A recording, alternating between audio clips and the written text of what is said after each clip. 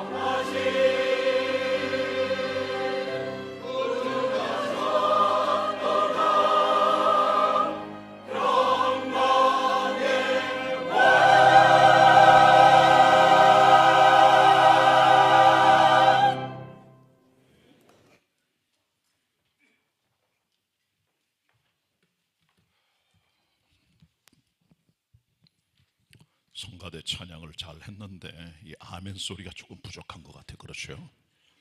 찬양이란 성가대가 대표로 올려드리지만 우리가 함께 찬양하는 겁니다. 박수 한번 힘차게 치세요. 앞으로 박수 한번 하겠습니다. 성가대 감사드립니다. 네. 찬양 끝나면 아멘도 크게 한번 하시고 아멘. 네, 찬양 끝나면 아멘 좀 크게 좀 하시고 또 우리 함께 격려와 사랑으로 찬양이 또 올라갑니다. 기억하시길 바랍니다. 한 해 동안 수고들 많이 하셨고요. 성가대원들 노래방 다니면서 노래 실력 자랑하지 말고 와서 성가대 찬양 좀 하세요. 그러면 좋습니다. 하나님께서 목소리 준 거는 찬양하라고 준 건데 우리 인생의 기쁨보다 더 귀한 게 하나님의 찬양이니까 기억하시고 동참해 주시기를 바랍니다. 우리가 이사야서를 구약의 복음서라고 말씀합니다. 그만큼 이사야서를 보면 그리스도의 탄생과 고난과 죽음까지 다 이렇게 보여주고 있습니다. 아주 직접적으로 표현을 해주고 있죠. 그 중에 탄생에 대한 가장 극명한 기록이 이사야 7장 14절인데요. 하나님께서 우리에게 징조를 주시는데 처녀가 잉태하여 아들을 낳을 것이다. 그 이름을 임마누엘 하리라. 그 말씀입니다. 마태 1장에 보면 23절에 구약 성경을 인용하고 있는데 그 바로 이사야 7장 14절의 말씀인 것이죠. 처녀로 잉태하신 그리스도 예수의 임마누엘 탄생을 이미 이사야는 예언을 했어요. 이 같은 그리스도의 탄생의 모습과 조금 더 정확한 메시지를 이사야 9장 1절로 7절에 말씀해 주고 있는데 그 중에 오늘은 9장 6절의 말씀을 가지고 특별히 한 아기와 한 아들 오신 그리스도 예수의 이름에 대한 얘기를 좀 나누고 싶습니다. 그러니까 다음 주일은 그리스도의 사역에 대해서, 그러니까 이사야 9장에 대한 시리즈 설교가 돼서 오늘은 전반부, 내일 다음 주 후반부를 설교하도록 하겠습니다. 자, 본문 다 같이 열어주시길 바랍니다. 이사야 9장 6절 말씀입니다. 다 펴주시고 한 목소리로 합독합니다. 시작. 이는 한 아기가 우리에게 낳고 한 아들을 우리에게 주신 바 되었는데 그 어깨에는 정사를 메었고 그 이름은 기묘자라 모사라 전능하신 하나님이라 영존하시는 아버지라 평강의 왕이라 할 것임이라. 아멘. 한 절만 가지고 은혜를 나누도록 하겠습니다. 워렌 위어스비라고 하는 성경 강해 설교가는 이 한 아기와 한 아들을 얘기를 하면서 왜 성경은 그리스도 예수의 탄생을 한 아기와 한 아들이란 두 가지 구별된 개념으로 설명하고 있는가를 설명하면서 한 아기는 그리스도의 인성, 휴메니티를 보여주고 있고 한 아들은 예수 그리스도의 신성, 데이트를 보여주고 있다라고 얘기를 했습니다. 참 좋은 해석이라고 생각을 합니다. 특별히 예수 그리스도의 탄생이 아기와 아들로 오셨다는 것을 본문이 병행적으로 보여줍니다. 한 아들이 낳았다, 한 아기가 낳았다 라고 말씀해 줍니다. 먼저 우리 아기에 대한 얘기를 해봅시다. 예수 그리스도께서는 완벽한 아기로 이 땅에 오셨습니다. 그것은 예수 그리스도의 이 땅의 사람 되심이 완벽한 인간의 탄생임을 보여주고 있는 거죠. 혹자들은 예수께서 이 땅에 하나님께서 잠깐 내려와 그냥 하나님 모습을 인간을 비춰주고 다시 올라가셨다, 그렇게 해석하는 사람도 있어요. 그러니까 예수 그리스도의 인간 탄생은 신화나 소설이나 허구가 아닙니다. 완벽한 인간의 탄생입니다. 왜 그러냐 하면 예수 그리스도의 탄생이 아기 탄생이에요. 성령으로 잉태돼서 마리아 뱃속에서 나와 인간이 겪을 수 있는 모든 것들을 겪었던 완벽한 인간이시죠. 그래서 우리는 이것을 성육신, 인카네이션이라고 합니다. 다른 말로는 수륙했다, 화륙했다 그렇게 말합니다. 인카네이션은 인까로란 라틴 말의 합성어입니다. 인이란 말은 인투란 말이고 안으로, 그리고 까로란 말은 flesh, 인간의 육체를 말합니다. 그러니까 인간의 육체를 입고 들어오셨다는 하나님께서 인까로, 인간의 몸으로 들어오셨다, 인카네이션, 들어오셨다는 겁니다. 예수님의 탄생은 완벽한 인간의 탄생입니다. 예수께서는 완벽한 하나님, 인간이세요. 베레 호모, 트루맨, 참 인간이십니다. 예수 그리스도의 존재 방식은 하나님의 신성과 인간의 인간성이 그 안에 함께 공존하는 아주 특별한 신비로운 존재 방식입니다. 50% 합성이 아니에요. 완벽한 100% 그리스도 예수의 인성과 완벽한 100% 예수 그리스도의 신성이 함께 결합되어 있는 거죠. 공존하시는 그 특별한 하나님의 존재 방식입니다. 왜 예수께서 이 땅에 아기로 오셨느냐? 만날 수 있도록, 만질 수 있도록, 접근 가능할 수 있도록, 독생하신 하나님께서 이 땅에 사람의 모습으로 임하신 겁니다. 누구나 쉽게 영접할 수 있도록. 그래서 어떤 분들은 예수 그리스도를 영접할 수 있는 인간의 형태로 오신 하나님이라고 해석했습니다. 옳다고 생각합니다. 누구나 쉽게 만날 수 있도록 하나님께 접근 불가인 인간들이 하나님께 나갈 수 있는 접근의 방법으로 아기로 이 땅에 그리스도를 보내주심으로 그를 만날 수 있는 최적의 길을 열어주었다는 거죠. 자, 또 하나는 한 아들입니다.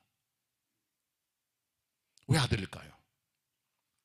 이 아들은 인간의 아들이 아니라 하나님의 아들입니다. 아들이란 말은 왕 대신 하나님 아버지의 왕권을 계승할 메시아 그리스도를 보여주고 있다는 거죠. 완벽한 신성을 가진 그리스도 예수의 하나님의 성품을 보여줍니다. Vere Deus true God, 참 하나님이신 그리스도 예수의 완벽한 모습을 보여주고 있는 거죠. 그리스도 예수께서는 완벽한 사람이시지만 동시에 완벽한 하나님이십니다. 그 앞에 경배하고 찬양을 드리고 영광을 돌리고 모든 것 주님께 올려드려 마땅한 하나님이신 것이죠. 그러니까 예수 그리스도께서는 완벽한 하나님으로 이 땅에 오신 것이죠. 아들로 오신 겁니다. 권력자로, 왕의 계승자로, 역사를 지배한 통치자로 이 땅에 오신 것입니다. 그러니까 아기 속에는 예수 그리스도의 사람 되신 인성이, 아들 속에는 예수 그리스도의 하나님의 아들 된 신성이 함께 있다는 사실을 우리가 알아야 되고요. 특별히 거기 보면 A child is born이라고 되어 있어요. 히브리 원어에는 완료 수동태입니다. 이미 그렇게 된 겁니다. 오래전에 선지자가 이미 그렇게 된 것임을 완료 형태의 수동형으로 보여주고 있어요. 그리고 아들이 주어졌다. A son is given입니다. 예수께서 이 땅에 아들로 오신 것이 맞지만 그러나 주어진 것이죠. 아들로 하나님께로부터 성부 성자 삼위일체 하나님께서 영원 전부터 영원한 계획을 가지시고 예수를 이 땅에 아기로, 그리고 예수를 이 땅에 아들로 보내시는 하나님의 방법인 것이죠. 그래서 우리 성경 본문을 보면 이것은 수동태입니다.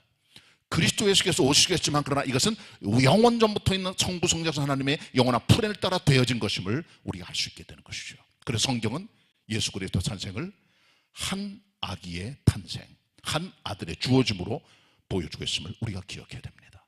자, 이런 것들을 기본적으로 두면서 우리가 예수 그리스도의 5가지 이름을 살펴보도록 하겠습니다. 본문 다시 봅니다. 9장 6절 말씀입니다. 다 펴주시길 바랍니다. 이사야 9장 6절 다시 한번 읽겠습니다. 한 목소리로 시작. 이는 한 아기가 우리에게 낳고 한 아들 우리에게 주신 바 되었는데 그 어깨에는 정사를 메었고 그 이름은 기묘자라 모사라 전능하신 하나님이라 영존하신 아버지라 평강의 왕이라 할 것임이라. 아멘. 구약에 보면 하나님의 이름들이 여러 이름이 나와요. 여호와 라파의 하나님, 치료의 하나님, 여호와 샬롬의 하나님, 평강의 하나님, 여호와 니시의 하나님, 승리의 깃발을 가지시고 다가오시는 하나님, 여호와 삼마의 하나님, 모든 게 다 사라져도 우리와 함께 계시는 하나님입니다. 이 본문에서 장차 오실 메시아 예수 그리스도의 이름을 5가지로 표현합니다. 이 이름은 단순히 이름이 아니라 그 이름 속에 그리스도 예수의 이름이 주는 우리를 향한 영향력과 그 힘과 실천 가능성의 내용들을 보여주고 있기 때문에 단순히 이름만 훑고 지나는 게 아니라 그 이름이 내게 주는 메시지와 음성을 듣고 실천하는 힘으로 받은 그런 자세가 필요합니다. 첫 번째 이름입니다. 기묘자. 영어 성경은 원더풀이라고 번역했습니다. 놀라운. 히브리 원어는 펠레라고 되어 있습니다. 펠레란 말의 뜻은 인간의 이성과 경험으로 깨달을 수 없는, 이해 불가능한 것을 말해줘요. 놀라운, 원더풀한, 놀라운, 기이한, 기묘묘한 그 그리스도 예수의 이름은 기묘자이십니다. 일단 그분의 탄생이 기묘해요. 예수님 탄생하시기 전에 사가라는 사람을 통하여, 그를 통해 세례 요한이 나고 그 세례 요한이 앞으로 그리스도의 길을 준비하는 사람이 될 것임을 가브리엘을 통해 알려주셨어요. 가브리엘은 하나님의 우체국 천사입니다. 집배원이에요. 하나님의 소식을 이 땅에 알려주고 전달하는 천사가 가브리엘 천사요. 그의 기능이 바로 우편 배달의 기능입니다. 마리아가 예수 그리스도를 잉태하기 전 가브리엘에 나타난 그리스도 예수의 탄생을 미리 알려줍니다. 가브리엘의 일입니다. 그리고 마리아가 정혼한 남자가 있었어요. 바로 나사렛 사람 요셉입니다. 목수입니다. 두 사람이 정혼을 했어요. 정혼이라는 것은 약혼과 결혼 중간에 있는 이스라엘의 독특한 혼례 방식입니다. 보통 약혼자들은 법적인 효력은 없어요. 우리나라는 약혼은 하지만 법적 효력은 없습니다. 그리고 같이 살지도 않아요. 결혼 전까지. 약속입니다. 결혼이란 완벽한 법적인 등록과 두 부부가 하나 된과 사람들에게 우리가 떠났다는 것을 알려주는 공헌입니다. 그때 한 몸이 되는 거예요. 근데 이 정혼은 곧 중간 상태예요. 그러니까 정혼하면 두 사람은 법적으로 부부지만 몸은 섞지 않고 함께 살지 않습니다. 그러나 문제가 생기면은 법적 처벌을 받아요. 배우자 중에 한 사람이 사고를 쳤다. 그러면 돌 맞아 죽습니다. 근데 마리아가 성령님으로 잉태된 거예요. 배가 불러옵니다. 이게 드러납니다. 요셉이 알아차렸죠. 그리고 그는 의로운 사람입니다. 사랑하는 정혼자가 배가 불러온 거예요. 보통 사람 열받았을 겁니다. 돌로 쳐 죽입니다. 이런 여자들은. 그러나 그는 가만히 끈으로 가지. 의로운 사람입니다. 덮어주려고 했어요. 사실은 그 여인의 허물을. 근데 성령을 통해 그에게 음성이 들려오죠. 하나님의 사자가 마리아 데려갈 무서워하지 말아라. 이는 성령으로 된 것이다. 아들을 낳을 것이다. 이름을 예수로 하라. 임마누엘 하라. 그렇게 말씀하죠. 마태 1장에 보면 기록이 되어 있습니다. 그럴 때 탄생이 기기묘묘합니다. 가브리엘 천사가 여러 차례 왔다 갔다 했고요. 사가랴가 하나님의 계시를 받았고 마리아도 받았고 요셉도 받았습니다. 탄생 전 자체 모든 것들의 과정들이 기기묘묘합니다. 그리고 동방 박사들이 별 보고 찾아와 절을 합니다. 베들레헴 근교에 있던 목동들이 천사들의 노래를 듣고 함께 그리스도 예수 앞에 가 그를 경배하고 찬양하며 영광을 돌리고 그리스도를 전파하게 되죠. 그리스도 탄생이 묘합니다. 원더풀한 거죠. 그분의 생애가 원더풀해요.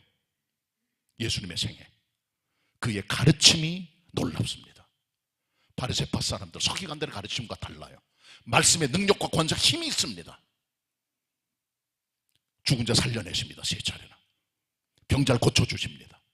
귀신을 쫓아내십니다. 바다를 잔잔하게 하십니다. 무리를 걸어가십니다. 천하가 앞에 무릎 꿇습니다. 어둠을 물리쳐내십니다. 오병이어로 5,000명 이상을, 7병이어로 4,000명 이상을 먹여 살리십니다. 완벽한 하나님의 아들로 이 땅에 오신 그리스도의 사역과 그의 생애 전체가 원더풀합니다. 기묘합니다. 그리고 그분의 부활과 승천이 기묘합니다. 십자가에 완벽히 못 박아 죽으셨습니다. 장사까지 되셨습니다. 그러나 부활하시고 승천하셨습니다. 그의 생애, 그의 탄생, 그의 죽음, 그의 부활, 그의 장사까지 완벽한 놀랍고 기묘한 하나님의 역사를 그리스도의 이름이 보여주고 있다는 거죠. 그분은 놀라운 분입니다. 기묘한 분입니다. 우리의 이성과 경험으로 이해 못할 분이세요. 여러분이 갖고 있는 머리나 이성보다 훨씬 더 크신 놀라우신 하나님이십니다. 두 번째 이름은 모사입니다. 모사란 말은 요에츠라고 하는 히브리어인데요. 이 말의 의미는 카운슬러를 말해요. 카운슬러, 어드바이저, 고문, 자문위원, 상담자, 조언자를 말해요. 가장 좋은 번역은 카운슬러입니다. 상담하는 사람이죠. 역사를 보면 삼국지에 총나라를 세웠던 유비의 모사가 있어요. 책사. 제가 공명입니다. 거의 백전백승입니다. 책사를 잘 써야 돼요. 위나라를 세웠던 조조는 사마이를 책사로 삼았습니다. 역사를 보면 모사를 잘못 써서 망한 사람 굉장히 많습니다. 기업 경제도 마찬가지예요. 한 개 기업이 어떤 그 결정을 내리고 앞으로 나아갈 때는 많은 어드바이저들이 필요합니다. 카운셀러들이 필요해요. 큰 정책 견적을 내릴 때 싱크탱크가 필요합니다. 연구소가 필요합니다. 경영 전략을 얘기할 수 있는 기획팀이 필요합니다. 태스크포스 팀이 필요해요. 그 일을 위해서. 군대도 마찬가지입니다. 전쟁에 승리하려면 정보 참모를 잘 둬야 돼요. 정확한 적진의 동향을 파악합니다. 드론을 통해서든 스파이를 통해서든. 그리고 완벽한 플랜을 짠 작전 참모가 플랜을 짜서 주의관에 보고하여 어떤 방법, 어떤 전술로 적들을 괴멸시킬까를 플랜을 짭니다. 참모가 중요한 거예요. 어드바이저들이.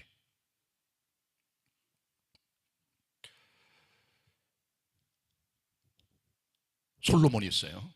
솔로몬은 왕입니다. 통치자잖아요.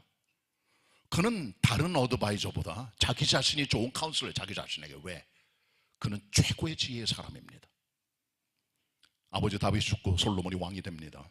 하나님 앞에 1,000번제를 드립니다. 하나님께서 밤중에 나타나시죠. 내가 뭘 원하느냐?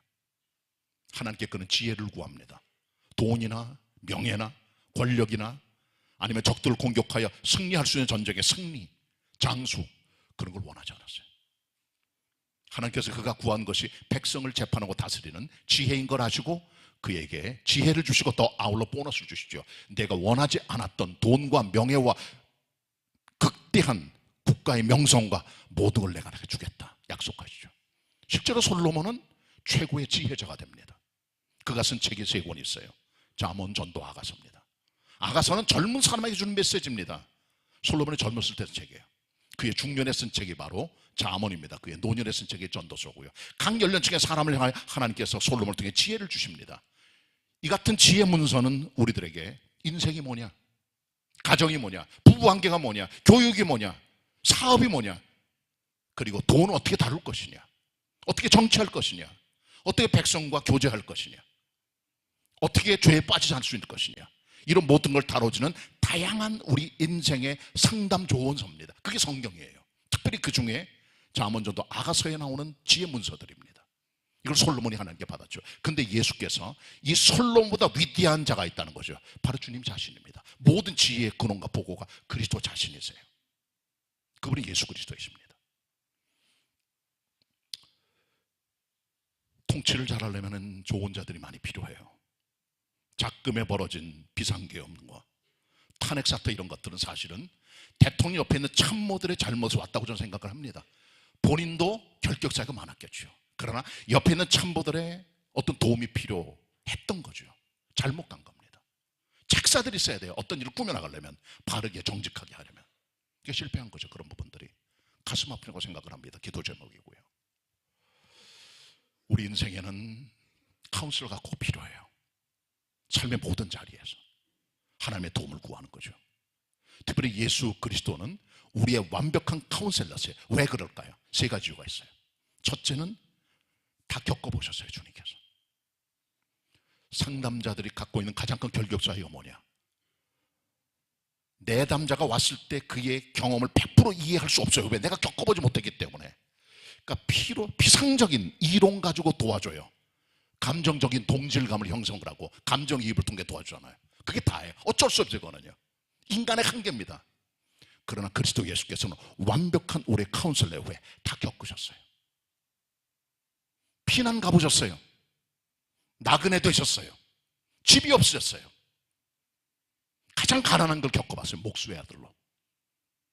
사람들에게 비난받아서 멸시당하시고 왕따 되시고 바보 취급당하시고 침뱉음 당하고 고난당하고 아픔을 겪고 사람들에게 비난받고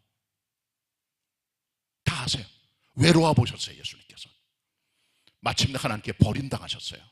엘리 라마 사박단에 십자가상에서 나의 하나님 어찌하여 나를 버리셨나이까. 버림받은 게 뭔지 주님은 아세요. 불법 재판에서 억울하게 사임판결 받으셨습니다. 어떤 대답도 어떤 반응도 안 하셨어요. 그냥 가셨습니다. 가장 억울함, 가장 어려움, 법정 앞에 선일, 사형 판결까지. 그리고 우리는 죽어보지 못했습니다. 주님이 죽어보셨어요.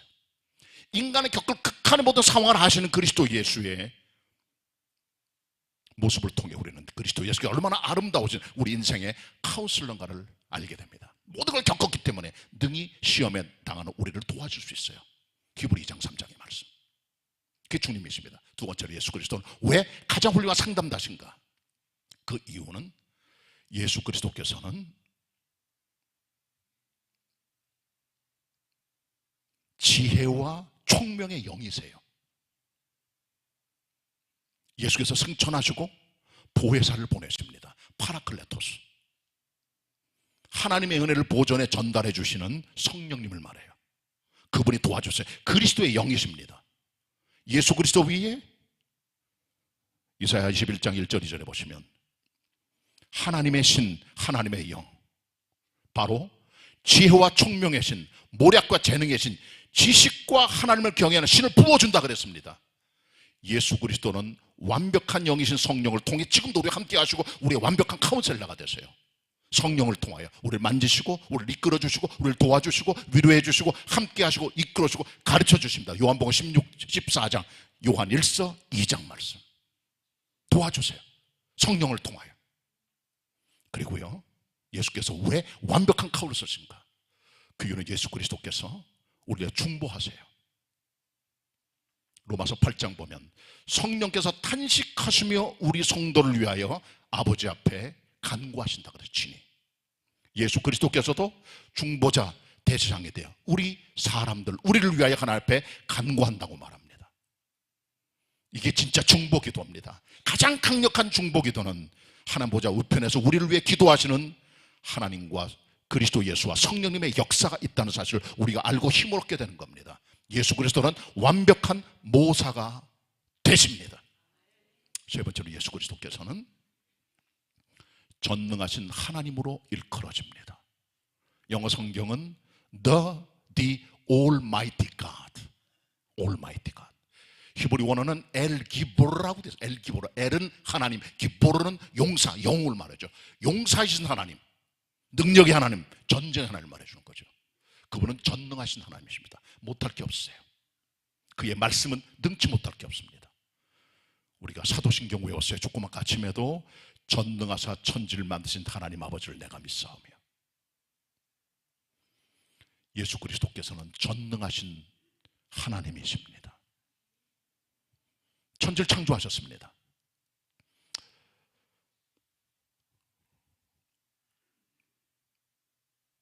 창세기 1장 1절을 보시면 태초에 하나님이 천지를 창조하시니라. 이 말씀은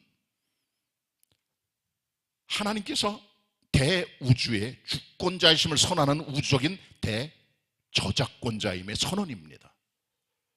책을 펴잖아요. 앞에 저작권자 이름이 나옵니다. 저작권법에 따라 책을 쓴 사람과 만든 사람의 권리가 보호됩니다. 이게 저작권법이에요. 함부로 갖다 쓰면 안 돼. 함부로 주저 허락 없이 복제하거나 카피하면 안 됩니다. 허락을 받아야 되는 거예요. 저희 교회가 쓰는 전도지가 있어요.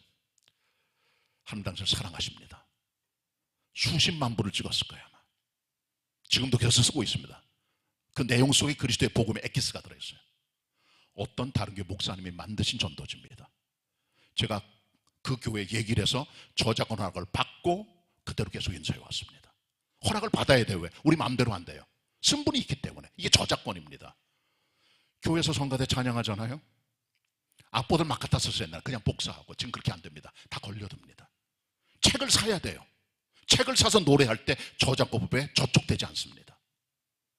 여러분 갖고 있는 금주 찬양 노래 같은 것들도 인쇄된 것들은 괜찮지만은 이게 인터넷에서 사야 되는 게 있어요. 없어요. 어떤 것들은. 그래서 사다가 써야 됩니다. 돈을 줘요.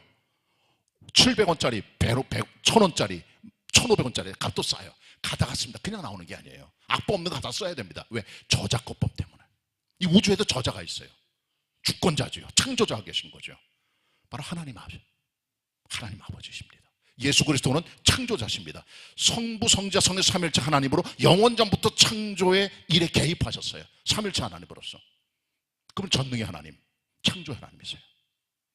제가 너무 몸과 마음이 힘들 때 어떤 분을 찾아갔어요. 있는 걸 다 얘기했는데 그분이 말하기를 하나님이 창조하셨는데 못할 것이 없는 하나님이신데 이분을 다시 만드시고 빚어주시고 새롭게 만들어달라고 기도할 때 큰 감동을 받았습니다.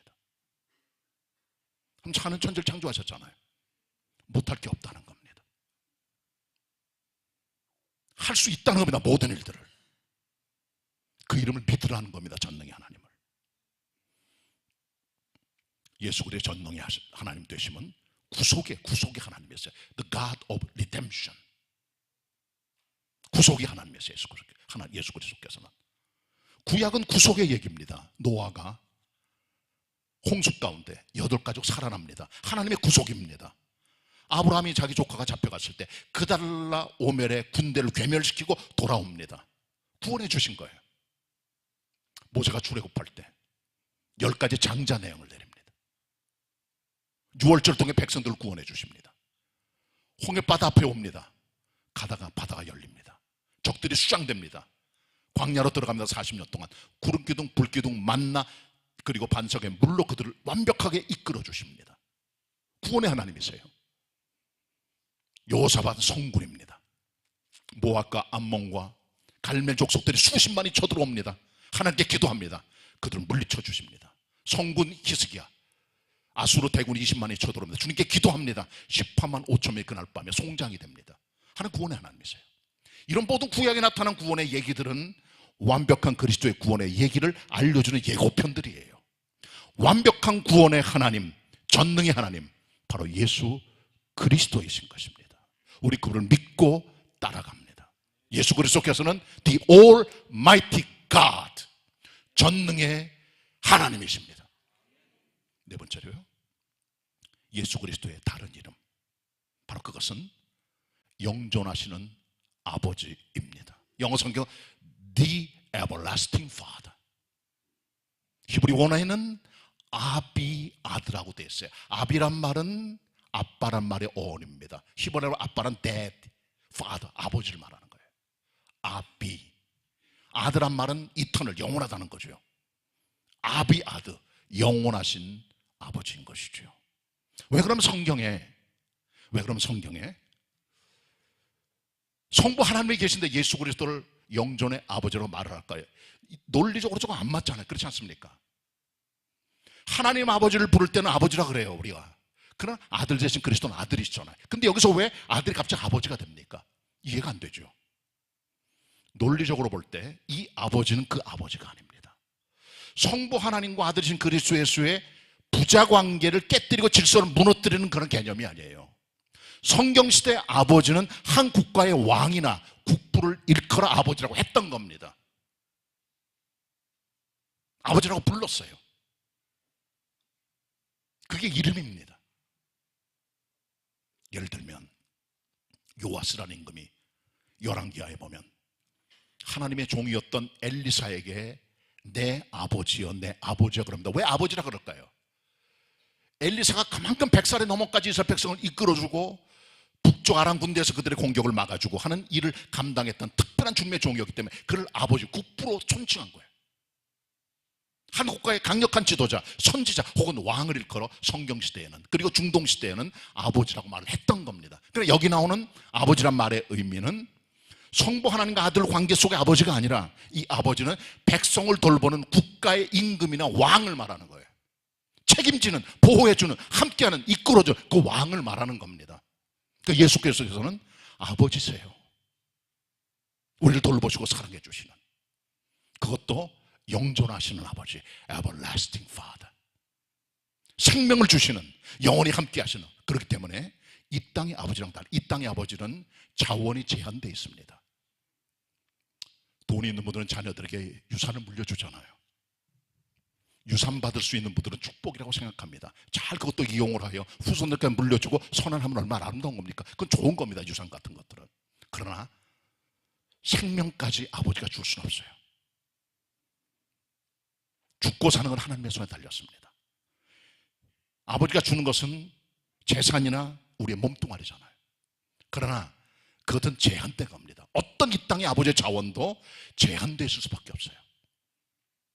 그 물질이나 인간의 수준을 해줄 수 있어요. 그러나 100% 안 돼. 그러나 하늘의 아버지께서는, 영존하신 아버지 그리스도 예수께서는 무한한 하늘의 자원과 땅의 자원과 영생까지 주시는 아버지가 되시는 거죠. 이 땅의 아버지는 차원이 달라요. 이 땅의 아버지는 제한되는 게 뭡니까? 연령대가 제한되어 있잖아요. 90살, 100살까지 도울 수 있으면 자기 자녀들을 돌보고 기도해주고 세상 떠납니다. 그리스도 예수께서는 영존의 아버지가 영원히 우리를 돌봐주고 영원히 함께 하시는 하나님으로 우리와 함께 공존하시는 거죠. 이 땅의 아버지들은 제한된 인격을 가지고 있습니다. 아무리 좋은 아버지도 자녀를 사랑하고 돌봐주지만 그러나 흠집이 있는 연약한 인간입니다. 완벽한 모델이 못 됩니다. 자녀들에게 도덕적 삶의 방향, 신앙 가치를 보여줘요. 그러나 100% 그에게 완벽한 모델은 안 됩니다. 그리스도 예수께서는 완벽한 하나님이시고 완벽한 인간이십니다. 제한이 없어요. 우리가 따라갈 본입니다. 우리의 모델입니다. Everlasting Father, 영전하신 아버지, 생명을 주시고 함께 하시는 우리의 아버지, 우리 돌보시는 하나님 임금님, 그분이 그리스도 예수십니다. 영전의 아버지가 되세요. 마지막으로 예수 그리스도께서는 평강의 왕이십니다. The Prince of Peace라고 영어 성경 번역합니다. 헬라 원어에는 샤르, 샬롬, 샤르란 말은 프린스, 샬롬이란 말은 피스란 말이에요. 평강의 왕자입니다.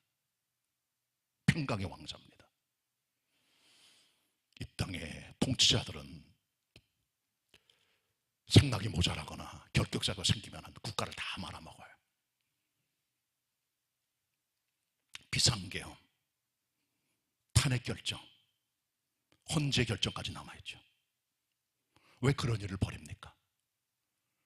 판단력 부족, 역량 부족으로 생각을 합니다. 상식성, 사람의 마음, 백성을 읽지 못한 그 마음, 그 분을 읽지 못한 거예요. 우린 이미 11.6 사태와 12 사태를 통해서 비상계엄 트라우마가 다 있어요. 전 11.6 사태가 있을 때 대학에서 논문 쓰고 있었어요. 졸업반 때 라디오로 소리를 들었어요. 깜짝 놀라서 비상계엄, 밤에 못 다닙니다. 통금 때문에 집회, 예배만 드리고 단 아무것도 못했어요. 교회 다니면서 트라우마가 있는 거예요. 읽질 못한 거죠. 그런 것들, 그것이 주는 경제적인 여파, 사회적인 영향력, 주가 다 떨어지고 지금 달러 환율 올라가고 너무 힘들어졌죠. 전체적으로 한 사람의 잘못된 결정 때문에 이렇게 가는 거 아니겠어요? 사람이 모자라도 문제지만은 또 반대로 너무 강력한 사람이 들어와 절대 군주가 된 또 문제입니다. 성경 니무롯 같은 사람, 누부갓네살 같은 사람, 사네립 같은 사람, 헤롯 같은 임금들, 독재자들의 전부 다 역사를 통해 알잖아요. 징기스칸 같은 사람이 어떤 흔적을 나, 얼마나 잔인하게 사람을 죽이면서 서양까지 그의 국토를 펼쳐져 갔습니까? 우리 스탈린이 얼마나 많이 사람을 죽였나 알 수 있습니다. 모 대통령은 1억 이상을 죽였어요. 공산주의가 죽인 사람이 2억입니다. 전 세계적으로. 이념이 오라도 왜 사람을 죽입니까? 독재자만 사람이 잘못 가기 쉬운 거예요. 공포정치, 박정희 전두환 때도 우리가 다 공포정치를 경험한 사람들입니다. 제가 아는 교회 형제 자매 아버지가 쥐수에서 사라져버렸어요. 그냥 실종돼 버린 거죠. 박정희의 짓으로 보여집니다. 그 때문에 가족들 다 힘들어한 걸 제가 봤어요. 여러분, 그런 공포정치입니다. 그건 참된 왕은 아니잖아요. 우리 주님은 달라요. 그런 분들하고. 그분은 지혜와 총명의 신, 모략과 재능의 신, 지식과 하나님을 경외하는 영으로 우리와 함께 하시는 완벽한 통치자이십니다. 두려움을 얻게 하십니다. 전쟁을 얻게 하십니다. 평강을 우리 가운데 심어주십니다. 그렇다면 왜 평강의 왕이라고 번역됐지만 원어에는 프린스라고 되어 있을까요? 왕의 근엄함, 권위보다는 아들에게 접근 가능한 어떤 것을 보여주는 어떤 이름이 아닐까요? 조금 더 쉽게 접근할 수 있는, 쉽게 만날 수 있는 통치자, 평강의 왕으로 그리스도 예수의 이름을 평강의 왕자라고 한 것이 아닐까요? 원어는 왕자로 되어 있습니다. 좀 평강의 왕이세요. 그분이 우리 안에 들어오실 때, 우리 교회에 들어오실 때, 이 나라 정부에 들어오실 때 평강이 흐르게 되는 겁니다. 말씀 정리합니다. 우리 위대하고 놀라우신 그리스도 예수의 이름을 알고 있습니다. 그 이름을 부르고 우리의 삶에 어플리케이션, 적용하셔야 돼요. 그분은 놀라운 분입니다. 경배하시기 바랍니다. 그분은 우리의 완벽한 모사와 카운슬러십니다. 그분에게 상담하시고 지혜를 구하시기 바랍니다. 그것은 그분은 전능하신 하나님이십니다. 못할 게 없으시고 우리를 도와주세요. 영존하신 아버지가 되십니다. 영원히 함께 하십니다. 아버지입니다. 도와주십니다. 통치하십니다. 이끌어주십니다. 우리를 품어주십니다. 평강의 왕이십니다. 우리를 평강으로 다스려 주십니다. 그 위대한 그리스도의 이름을 기억하고 주님을 노래하고 경배할 수 있는 성탄을 맞이하는 성도들이 다 되시기를 축원합니다. 기도하겠습니다. 하나님, 이사야 9장 6절의 말씀을 있는 그대로 석회하고 전달하였습니다. 한 아기, 사람으로 오신 우리 주 예수 그리스도, 한 아들, 하나님의 아들로 완벽한 신성으로 오신 예수 그리스도, 우리 주님의 놀라운 신비를 인하여 주님을 경배합니다. 그 주님의 우리를 도와주시는 가장 완벽한 지혜자가 되심을 통해 우리가 주님을 경배합니다. 우리의 전능하신 아버지 되시는 그리스도를 경배합니다. 영존의 아버지 그리스도를 경배합니다. 평강의 왕이신 그리스도를 경배합니다. 우리 성도들에게 그 이름대로 힘과 소망과 능력과 상담자와 왕이 되어 주시옵소서. 우리를 도와주시고 함께 하시는 우리 주님 예수 그리스도의 이름으로 기도드립니다. 아멘.